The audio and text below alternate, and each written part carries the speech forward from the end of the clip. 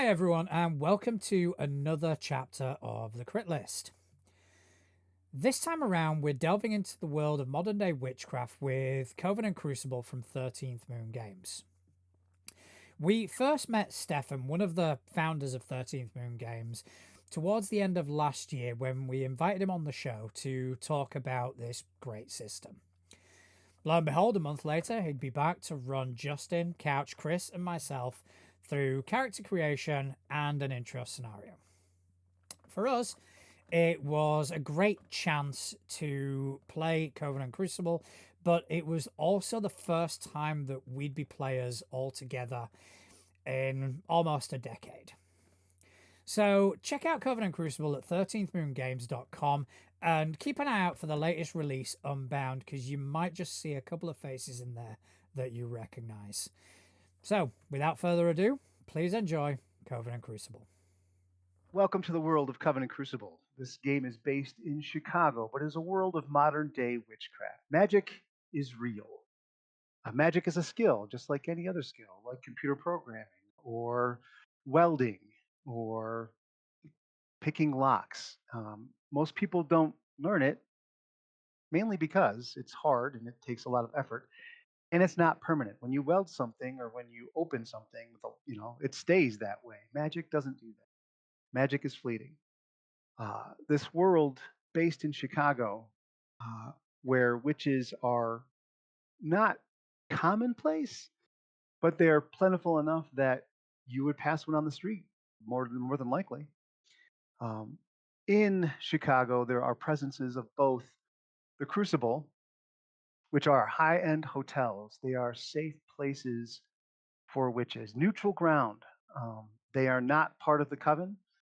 They are just like they say, neutral ground. They have a rule of hospitality: no violence shall take place on the grounds of a crucible. Uh, grave repercussions will happen if you do. So that is one of the rules and one of the reasons why the crucibles are so popular. They're in a lot of major cities around the world. There's one in New York, there's one in Chicago, and there's one in LA.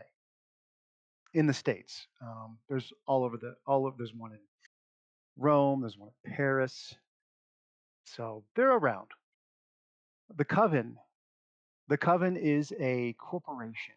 It is a group, a consortium of all of the major witch houses. The nine major witch houses uh, all have members, and there's a CEO and three members that are on the board of directors that are independent to give them a voice as well.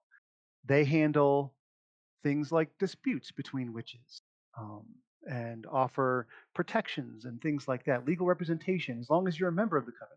Not all witches are. And so there are lots of different reasons why witches choose to be a part or not to be part of the coven. In Chicago, there isn't a major coven presence, but there is a major presence of every single house of the main houses. You will see, and some minor houses as well. So that is the basis of where we start. Coven and Crucible, set in Chicago. It's kind of gritty. It's very much like modern day, except with a bit more dark, a bit more, I like to say, grit, more bellicosity, more, um, plenty of more defenestrations.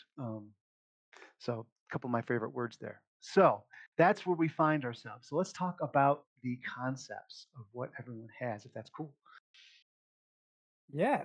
Okay, so we realized a couple of days ago that for this game, the four of us, it is going to be the first time that we're actually playing together in 9 years, I think it was, when we first started playing tabletop role playing games. And with that in mind, I am going to resurrect, in a way, my original character. So the concept is he's going to be quite debonair, he's going to be quite charming, he's going to be able to persuade people very well.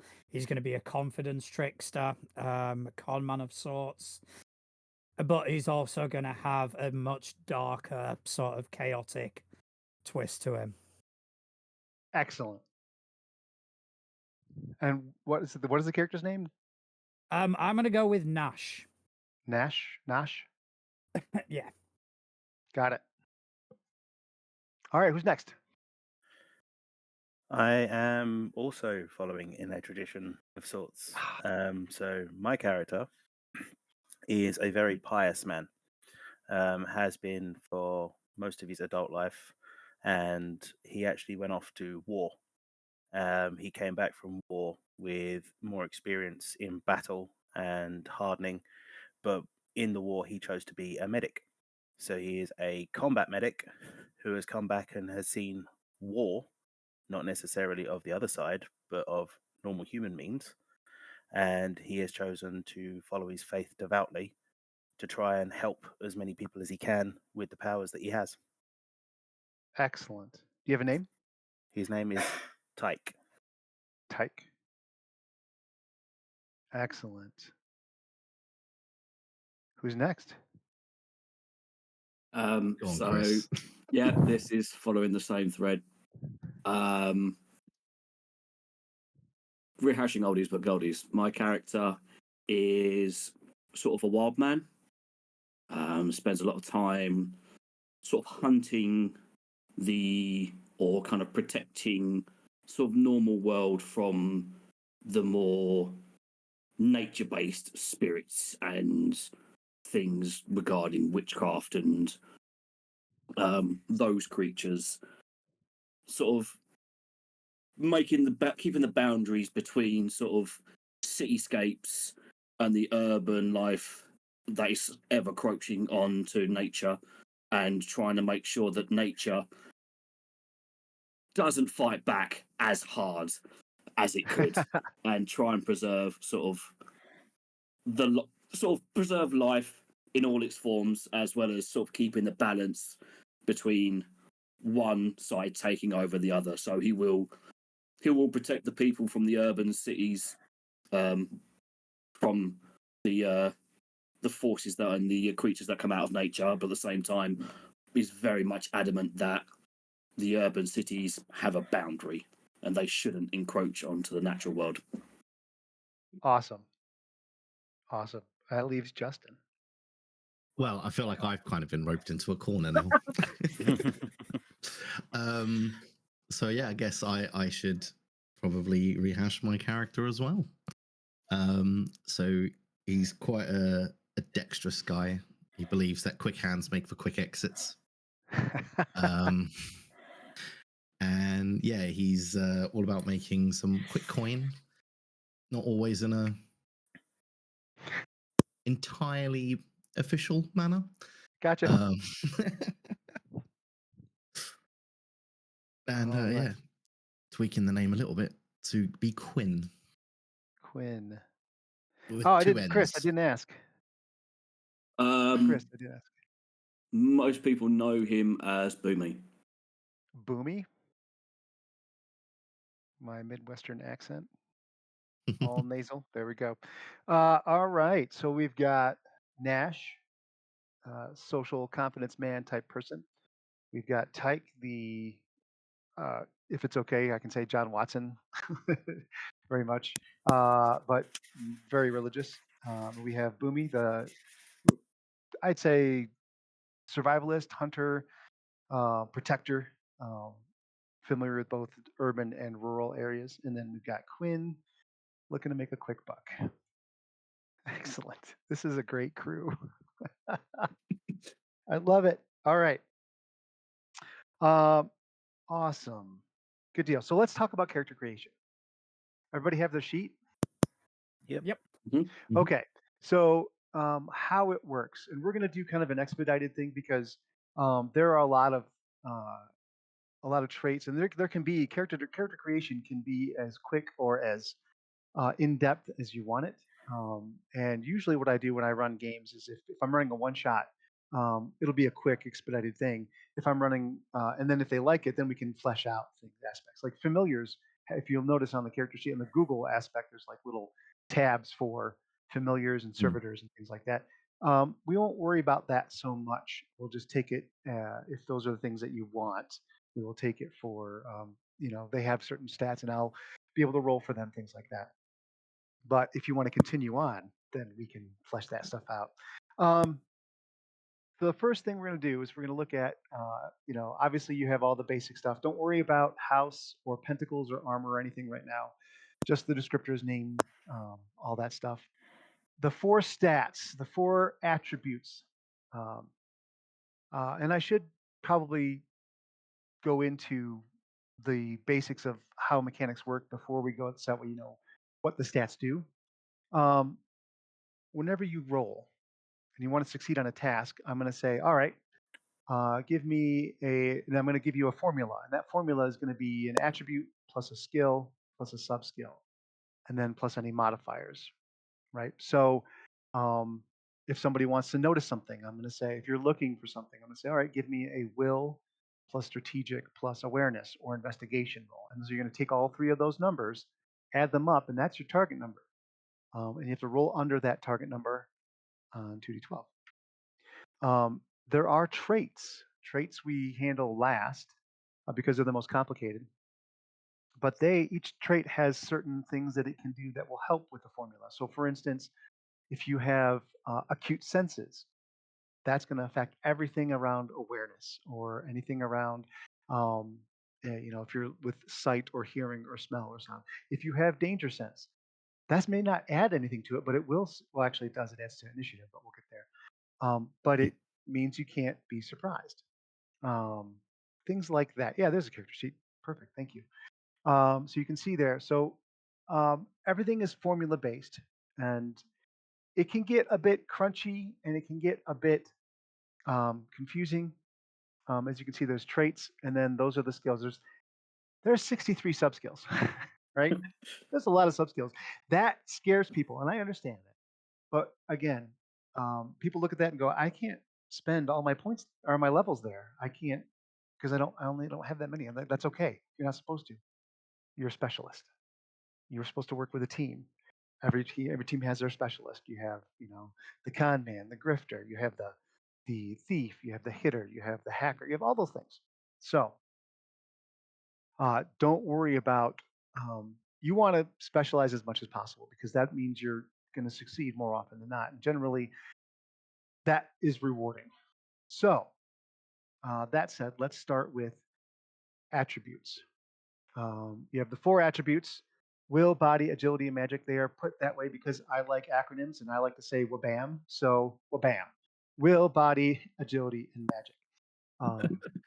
So everyone starts with 3 levels in each attribute. That's the average. So an average person you meet on the street is going to have 3 in all those attributes. As a character, as a player character, you get 7 levels to apply to divvied up among those 4 attributes. Now, that said, the cap is 7 for attributes. And if you find that you want to kind of play off a deficiency in one, be a little bit below average, you can reduce one attribute by 1 level to make it a 2, and then add that level to another attribute. So will is essentially everything mental acuity. You got your memory. It's revolved everything around memory, anything around speaking, everything around noticing things, perception, all that stuff. That's your will. Body is exactly what it sounds like. That is, that's your body. It's what your health is based off. It's a lot of what your physical stuff is based off of. Agility, just like it sounds. Everything that is dexterity based is agility. And then, of course, magic. That is how potent you are with magic.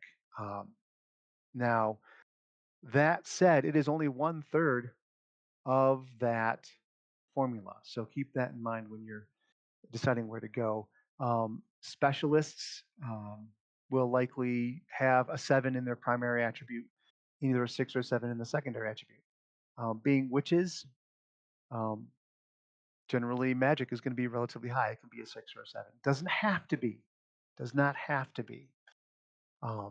Depending on what you want to do. Before I get too farther, before we start, you can probably already starting devoting those levels. Combat is based on the highest of those 2 attributes. So if you're going to be, all of your combat rolls are based off of that. So somebody with an agility of 7 and a body of 2 is going to be just as effective in combat as somebody with a body of 7 and an agility of 2, because one's using agility, one's using body. So that's going to be kind of the there's no I want to have a high body and a high agility. There's not, unless you want to have a high health and be super acrobatic. Then yeah, then I can see you could do that. But just to keep that in mind. Any questions so far? No. Okay, guys, got them divvied up. Yep. So Okay, it's Yeah. start at 3 excellent. and then add 7 to each, and then you can take away and add to others. Yes? Right, you can have up to 7 levels to divvy up among those 4 attributes, Cool. with none of them being higher than 7. Cool. So it's possible then to have like a 7-2-3-7 or a 7-3-3-6. Close. You nearly got mine. Ah, did I? Yeah, I got 7-2-4-6. Okay, there you go. That works. Awesome. I've got 2 7s, a 3 and a 2. Perfect. Excellent. Got Yeah, I will middle say line. that's awesome. If you have a magic of 2, you cannot cast magic. That's fine. I don't plan to. Okay. Excellent. Wonderful. I love it. Awesome. Yeah, come All play right. a witch game where we all kind of the world revolves around magic, and I don't want to play magic. We have skill magic stuff. You absolutely can. We have a character like that in the playtest that has been playing for a year that is not a witch. Oh, all right. So there we go. Next, we're going to go down to skills. All right. There are 9 skills. Each skill starts off at 4. All right. And you have 13 levels to divvy up amongst those skills, just like you did the attributes. No skill can be higher than 13. So you're going to see really quickly that you're going to only have 2 or 3 that are going to be 8 or higher. Where you want to focus. So, for instance, those of you like, well, for example, let's take uh, let's take Quinn for example. Quinn is not a witch. So that's going to make it easy.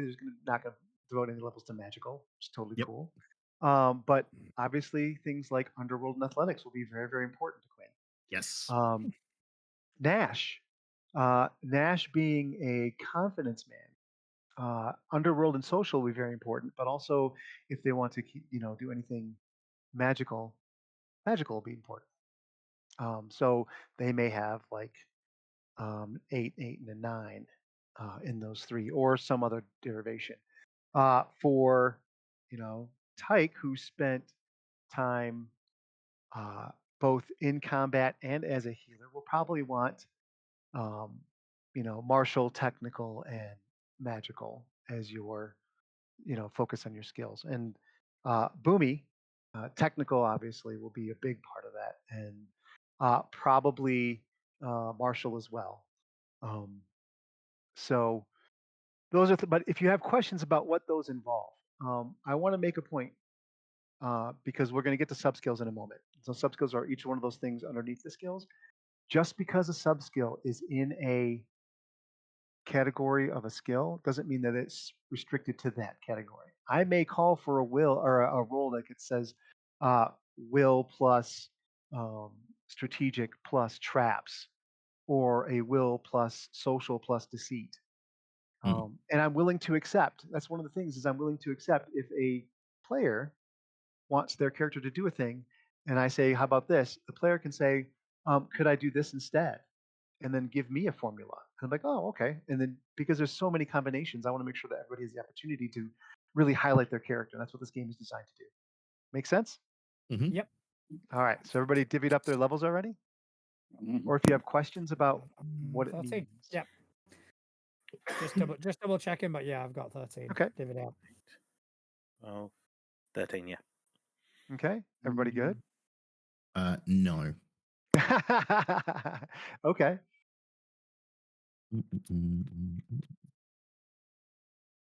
So,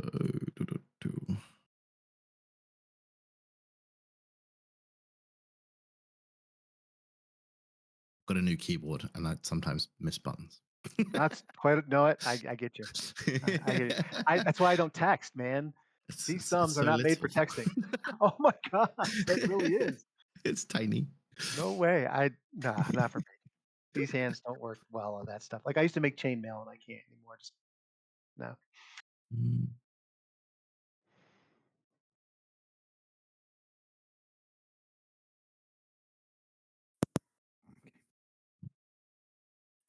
Yeah, I've got 13 points.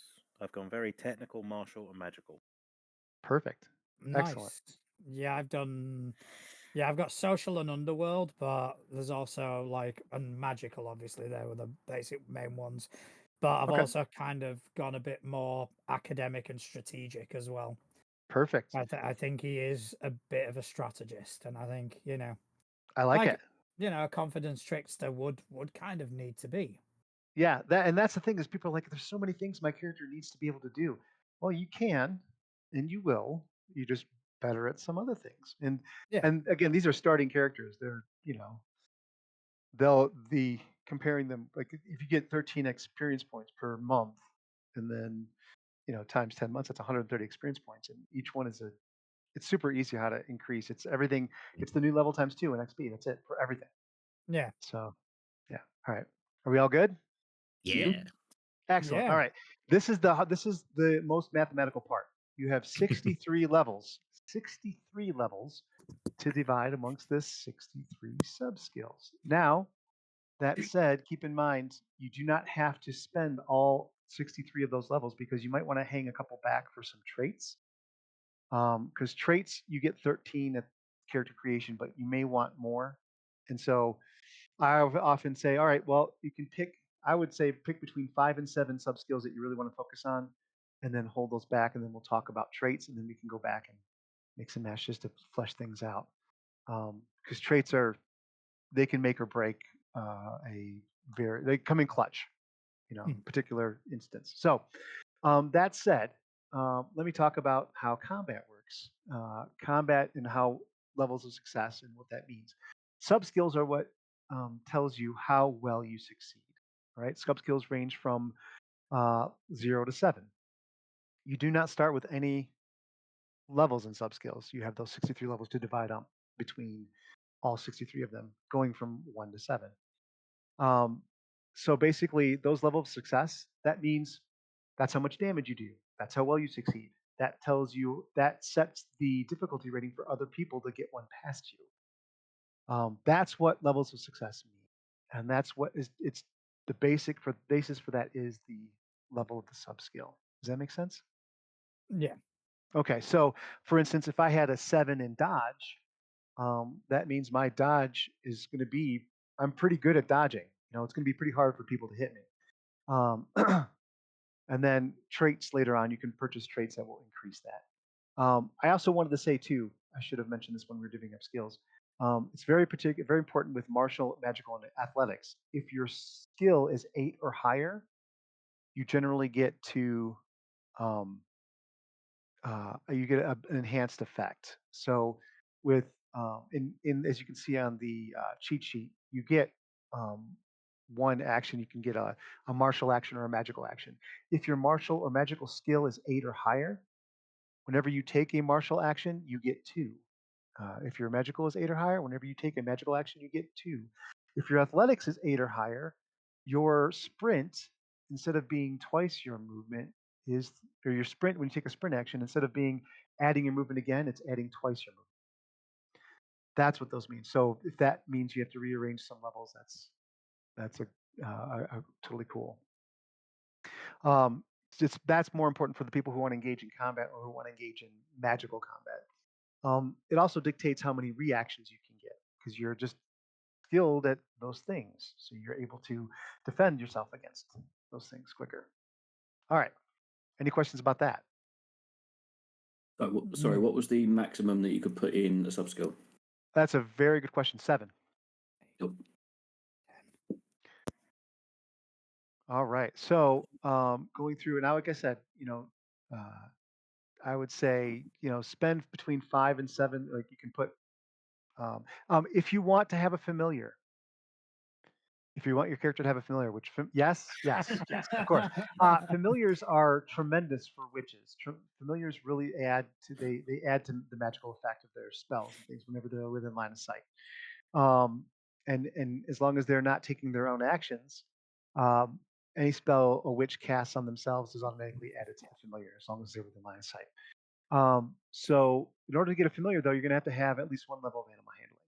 Oh hell yeah, it's fine. And yeah, I I wonder- figured. I wonder what you're going to call your familiar. It's a mystery. I'm guessing that it's not a mystery. No, so kind of character that this guy is based off used to be a ranger, so he had an animal Gotcha. companion. Okay, keeping in mind, that you're walking around downtown Chicago with an animal. There are still health regulations in place, although they generally are more accepting because of familiars. So a bear is going to have to wait outside, and a bear might get frowned upon by the local police. Same thing with I have the game I ran last night. Two of the people have hellhounds for familiars. One of them has a demon dragon. So yeah, it's one of the characters is a hellhound breeder. It's amazing. So anyway, so yeah, familiars, it can be anything, any animal. They can be supernatural creatures, but they require traits. And I'm going to say, for the purpose of this, let's just keep it to natural animals, just to make it a lot more smooth, if that's cool. But it can be anything. We had sloth, we had flying squirrel, we had dogs, cats, giant snails, things like that. Nice. Hermit crabs, turtle, snapping turtle. So that's where for familiars, that's something you're going to need to have at least one level. If you're going to want servitors, servitors are essentially they are an extension of the witch's will. Uh, they are entities that are created by the witch to basically help. They can't help magically, but they can help with everything else. Physically, they can help you. You can have a couple servitors that are hackers that will just sit on the computer all day and help you, assist you with hacking. You can have people that they'll help you with, anything. They can assist with any of the sub skills except for magical. If you want servitors, you're going to have to. There's going to require a level of summoning, level of occult, and level of lore. Those are the prerequisites for those. That said, I don't know if anybody's going to have that. We can, if you've already divvied up some of your sub skills, I would like to go through and see how many did everybody pick between 5 and 7 that they wanted max, or did they divvy up their levels to their content? Yeah, I've divvied them up. I forgot Okay. about 7 being the max, so that's given me a couple more spare. I have done all of mine, and I have spared nothing for anything else. Nothing for I traits. have You spent all 4 60 skill points left. more I've skill been levels. Okay. No, I've got 8 left. I did well. I got 8 left. Okay. All right. Excellent. So now we get to traits. Traits are pretty important. They help define what the character has experienced and who they really are. There are, and if you've seen the Unbound, there are hundreds, over 100 traits in there. And again, it's not yet published. That's just the basic stuff. So it's still still wrapping it up. But but for traits for anybody that's going to do anything socially, uh, analytic mind is clutch. Analytic mind at level 3. Traits, you get 13 levels at character creation, and then levels are spent just like for sub skills. You can spend levels, those levels left over, a 1-for-1 basis. Since nobody's going to be doing anything that involves any kind of planar traits or anything, then everything's a 1-for-1. You have the cap is generally it's just dictated by the trait. They're either 1 to 3 or a certain level somewhere between 1 and 3. Traits don't go higher than level 3. For each level of a trait, normally they apply a bonus to your target number for involving certain things they mentioned within a formula, like analytic mind. It adds its level as a positive modifier to a target number for anything involving the will attribute. So any formula that has will in it, you get to add analytic mind to it. At level 3, you get to add 1 to the level of success. So that means traits can help you get better at what you're already good at. Make sense? Yep. Awesome. All So- right. So for social, you're going to want, obviously, you're going to want analytic mind. That's going to help all of your social skills, all of your conning skills, things like that. For martial, you're going to want to decide if you want to take either, if you're going to be going a body route or agility route. And you're going to want to decide if you want to take any kind of traits that will assist with that. Things like, we'll talk about specialized training in a minute. Specialized training, that's covers a skill. So if you take, say, specialized training in martial, that means anything that has the martial skill in the formula, you get to add its bonus too. At level 3, you get to add 1 to the level of success. What did Tyke go through? Is it agility or is it body or is it kind of both? He went more body. Okay, cool. There are some traits there, like if I don't know how big Tyke is. If Tyke's a big dude, huge size is beneficial. Also some drawbacks. There's things like fearless that adds to martial, but also then subtracts from awareness because you don't pay much attention because you're just charging it. And then things like agility based things that are kind of uh, underworldy type. Criminal mind is a very, very good one. That's going to help everything. Yeah, you saw that. All right. And then as far as going through, like for Boomy, things like specialized training in technical. Also, there's also concept traits. Every one of these sub skills, except for magical and martial, every one of the sub skills that are under all of these skills, all have concept traits. And that basically means you are exceptionally good at one of those things. So,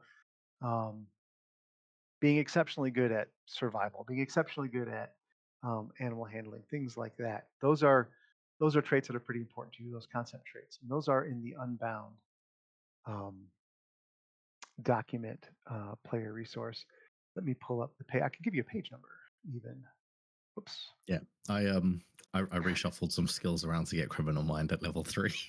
I was gonna guess because you start with 13 levels in traits, Mm. and so you've already spent those, and then you rearrange. Yeah. Oh, gotcha. Okay. Specialized training is very, very good. Subskill mastery is very, very good. If you're going to be in combat, if you plan on being in combat, you have to decide whether or not you want to be a blocker or a dodger. Combat dodging makes it harder for you to be hit. Blocking means that doesn't make you any harder to be hit. It just means you're not going to take as much damage from that hit. That said, if you're planning on being in combat at all, dodgy is a phenomenal trait to take. It gives you 1 free dodge that doesn't take a reaction, and it's an auto dodge, so you automatically get to avoid 1 attack. And then if your martial is 8 or higher, you get to dodge 2 more times or block 2 more times in that combat. In that round, I should say. All right, and then so the concept traits, they all start on page 40 in the Unbound, and they go through. And you can see each one is basically assigned to a subskill. Okay. So that's the basics for traits. Some other key traits like lucky also comes in very, very handy. Taking the lucky trait for each level of the trait, each scene, you get to re-roll, or you get to add. You can roll a second time and choose the result you take. So if you know that you have something that's really, really hard to accomplish, and you fail the first roll, you can say I'm lucky, and you can re-roll again, and then you can try to succeed. Or in certain cases, you may not want to get a critical success, so you can roll lucky again to avoid that. It's rare, but it happens, particularly in planar traveling.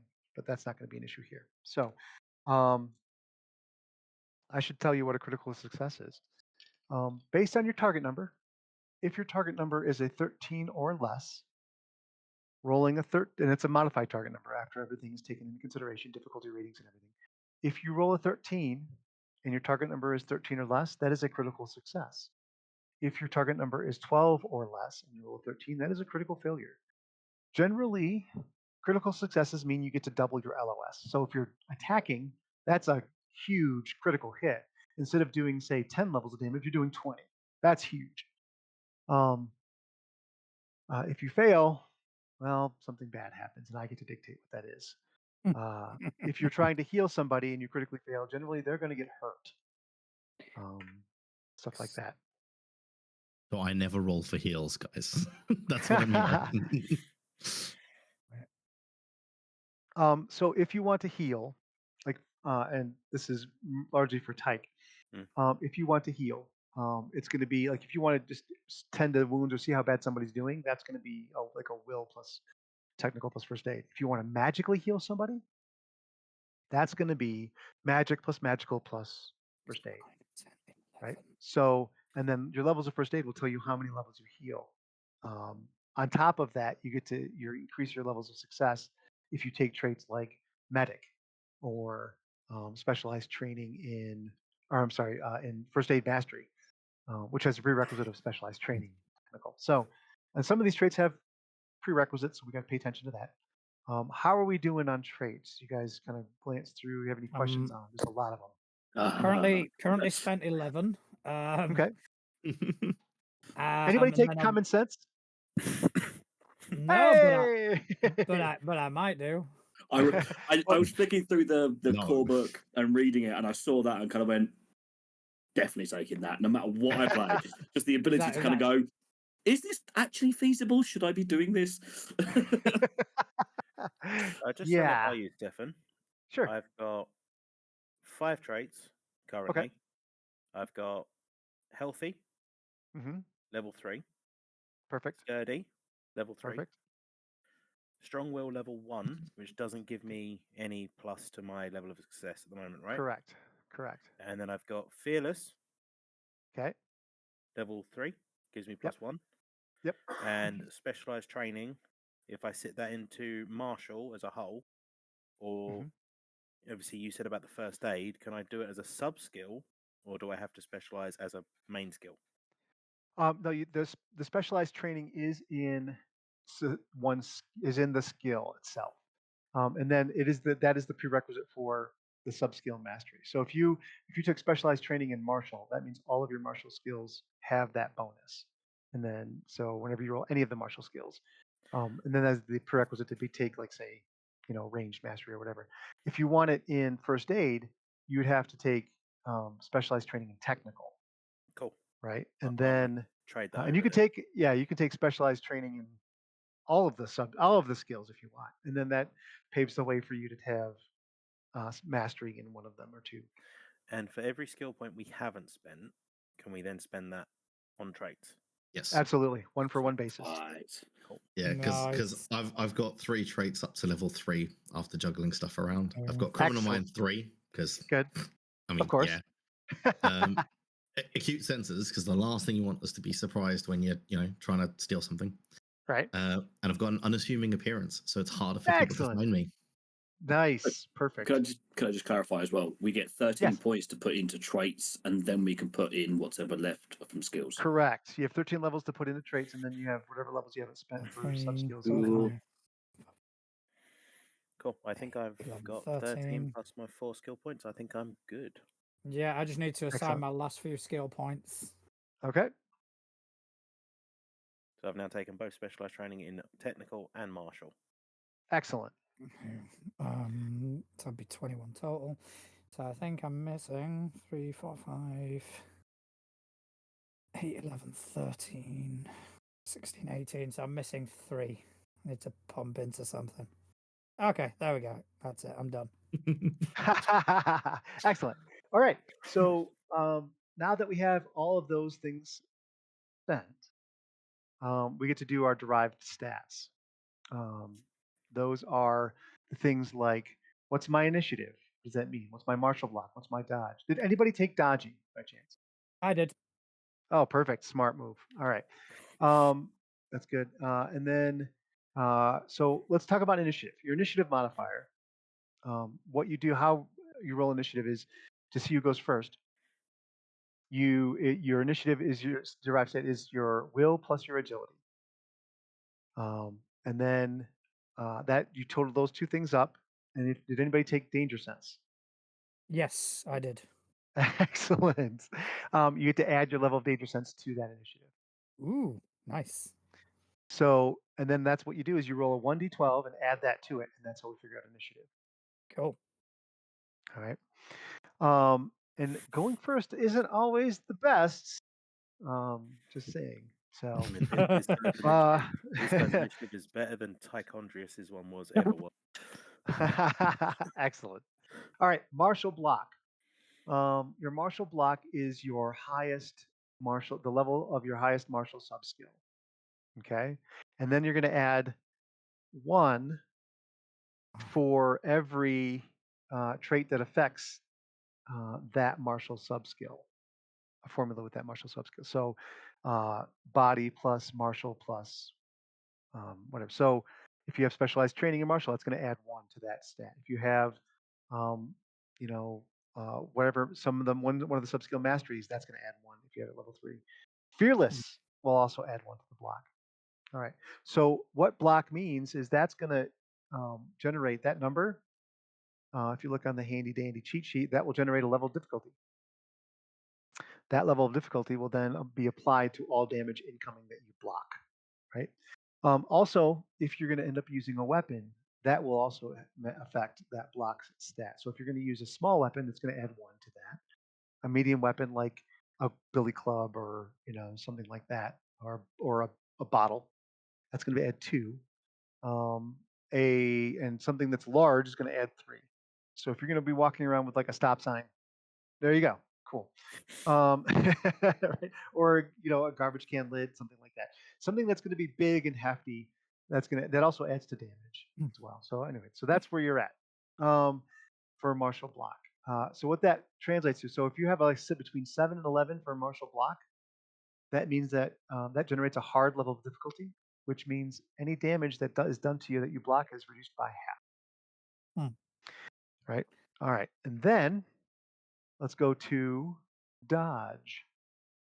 Dodge is the same thing. It's your level of. Did anyone take levels of dodge as a took subskill? 4. Oh wait, no. Yeah, I did. Okay. Okay. Oh, I did as well, actually. Yeah. Oh, excellent. So that your dodge is going to be the level of your subskill plus any other traits that affect it. Because Dodgy dodgy doesn't Dodgy affect does it, does not. it? Yeah. No, dodgy does not affect the number. It just gives you a free one, which is Yeah. ultimately better. Yeah. It is. But anything like specialized training martial will add 1. Fearless will add 1, which is weird, but it works. And dodge mastery will do that as well. All right, things like that. And then magic block. Magic block. Did anyone here take warding or hexing as a magical subskill? Excellent. Warding? Warding, yeah. Did you take warding? Yeah, okay. And you took, Chris, what did you take? Warding. as well? Okay. Yep. So your magical block is equal to your warding subskill or hexing, because you can either throw up a quick magic shield or you can blast something out of the air with hexing. Warding or for magical block is going to be your levels of subskill for warding. Plus, if you have specialized training in magical, that will add 1 at level 3. Your familiar, the familiar adds 3 as because it's a third level trait. Your familiar will add 3 to both target number and level of success for all magical things. So it's obviously a very powerful trait. That means that if you have a warding of 7, specialized training in magical, and then a familiar, that's going to be an 11 for your magical block. Right? If your magical skill is 8 or higher, you get to 2 actions instead of 1. So that means you get 2 reactions. You can block 2 things. Okay. If we haven't Everybody- taken hexing or warding, we're screwed. Well, Oh, yeah. that only magically. Only magically. You can Fair enough. block. You can block attacks, magical attacks with that you can see. That's the thing with martial weapons. Absolutely cool. You can dodge them as long as you can see them. I did Make take sense? 3 levels of magical resistance. Excellent. We'll get to that. That's going to be the drive stat too. All right. Brilliant. Back to the next column. Speed and sprint. All right. So your speed, which is just your normal move, everybody gets to move for free in a round. It equals your body plus your agility plus your athletic skill times 2. So body plus agility. 6, 11, so 22. Okay. So that's your speed, and then the second part of that is your sprint. All right. If your athletics is 7 or less, your sprint is going to be twice their speed. If your athletics is 8 or higher, it's going to be 3 times your speed.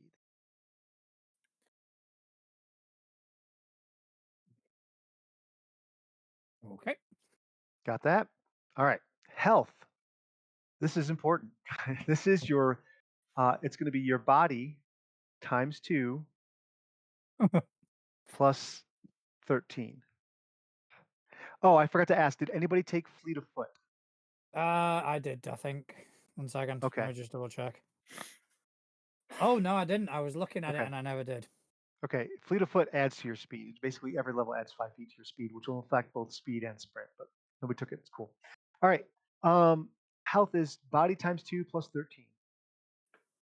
And if you have the healthy trait, then you get to add a level of healthy to your health. Mm. All right. Everybody good there? Yep. Awesome. Tanky boy. Then Tanky hits boy. before death. What's that? I'm a tanky boy. Excellent. That's important. Hits before death. That equals your body. If you've taken the sturdy trait, that adds 1 to that. How it works, hits before death. If you get knocked to 0 health, you are unconscious. Doesn't matter how much takes you over. There's no negative levels of health. Even if you have only 1 level of health, you get hit for 12, you're at 0, you're unconscious. Every hit, not damage, every hit after that takes away 1 from your hits before death. So if somebody has 8 hits before death, that means I have to shoot them in the head 8 more times before they're dead. Double tap doesn't exist in this world. Doesn't a tap? Yeah, double tap is. I mean, people. Yeah. Pretty much. I only got 3. Well, Sorry. there you go. What was the hits? What was the hits before death again? Hits before death is equal to your body attribute. Cool. And if you have sturdy, that adds 1 to that. So that just means just because you're at 0 and you've taken a bunch of hits doesn't mean you're still going to survive. If you're there, exposed to the elements, nobody's coming for you, you're going to eventually bleed out. But it also means that if you are, it doesn't matter what your hits below death are, or how many hits you've taken after 0. You can, any kind of magical healing or any kind of mundane healing even will bring you to 1. So, or bring you whatever. Like if somebody does a magical heal and heals you for 7, you're at 7. You're not at 1 or anything. Yeah. All right. So, and then magic resistance. This one I get a lot of flack for. Magic resistance is the levels of success of the endurance subskill. Did anyone take endurance? Did I take endurance? I don't believe I did. Nope. All right. So Endurance subskill, that's me. hey, all right. So that is your magic resistance is equal to the levels of your endurance subskill plus. If you have strong will at level 3, that adds 1 to it. If you have magic resistance 3, that adds 1 to it.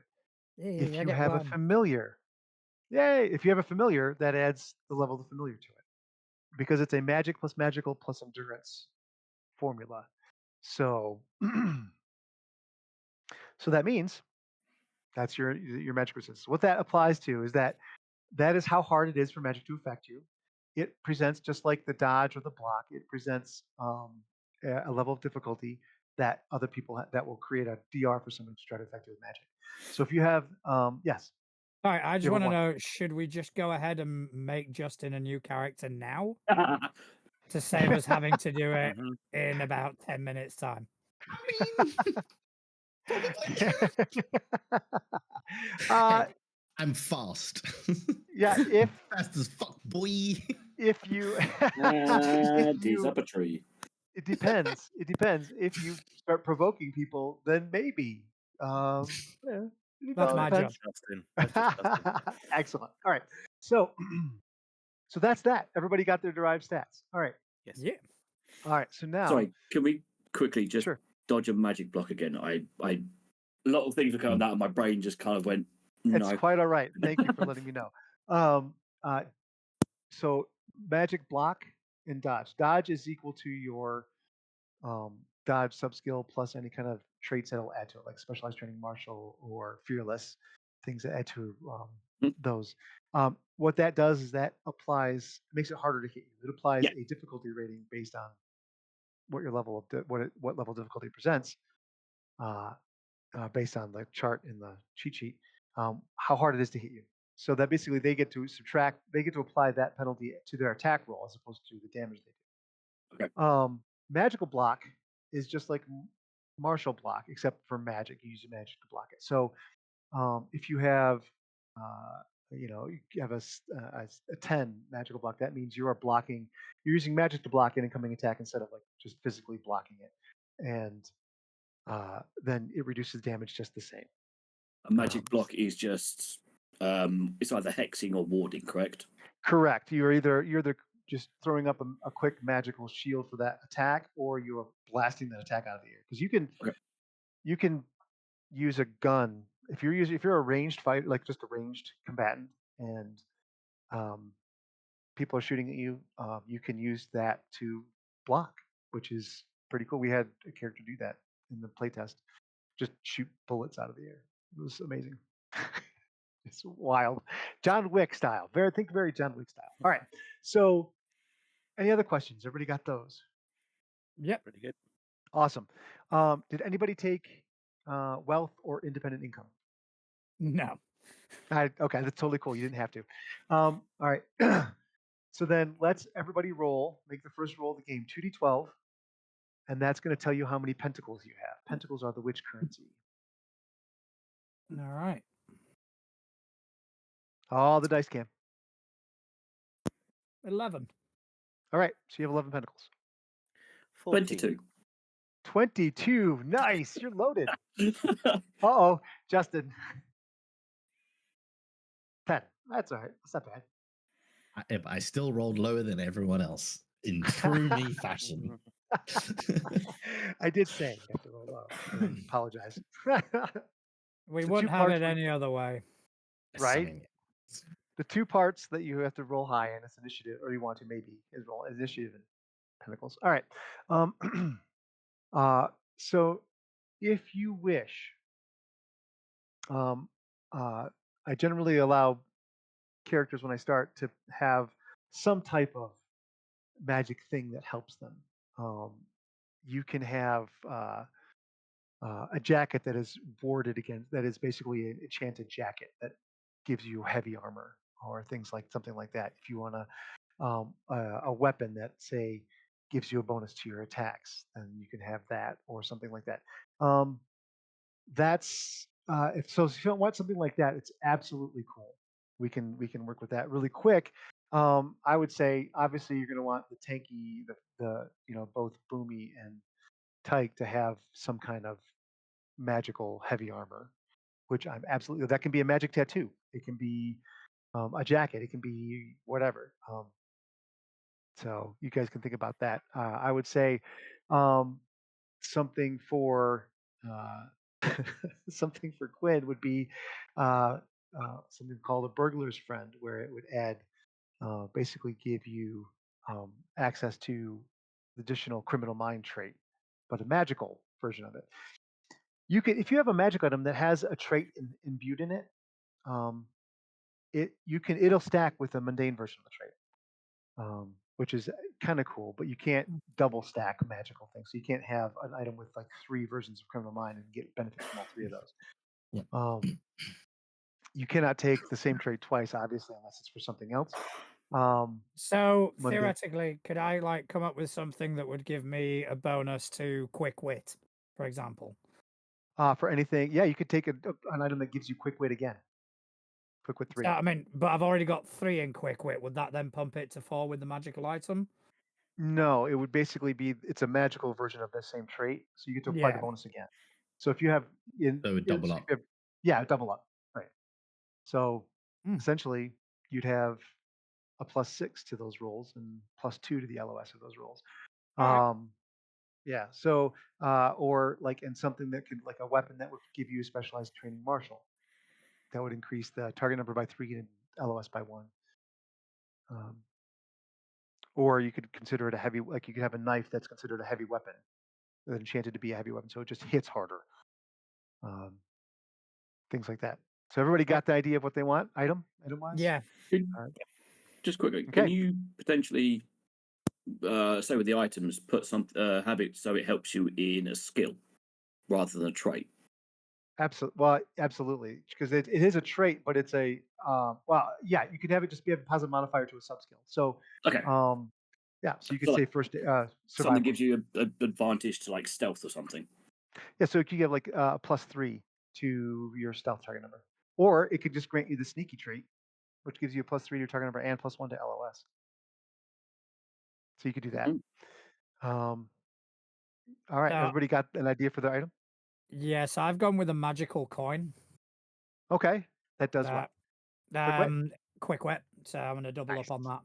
So that gives Excellent. me persuasion and to resist interrogation. Excellent. So you have a +6 to your persuasion. Mm-hmm. Wonderful. To your target number. All right, and +2 to your LOS for that. All right. Everybody got it? Everybody set? Yeah. Yeah. One good last thing, with- how armor works in combat.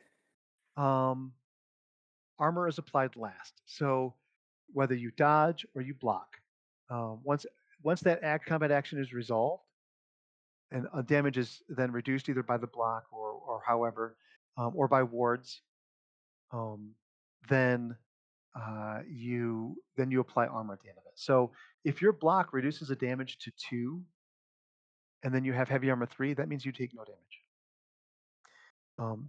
If your block reduces a damage to 0, which is really hard to do because it's a fraction, but if things that you have reduce the damage to 0, it's always going to do 1 level of damage, and then armor is applied.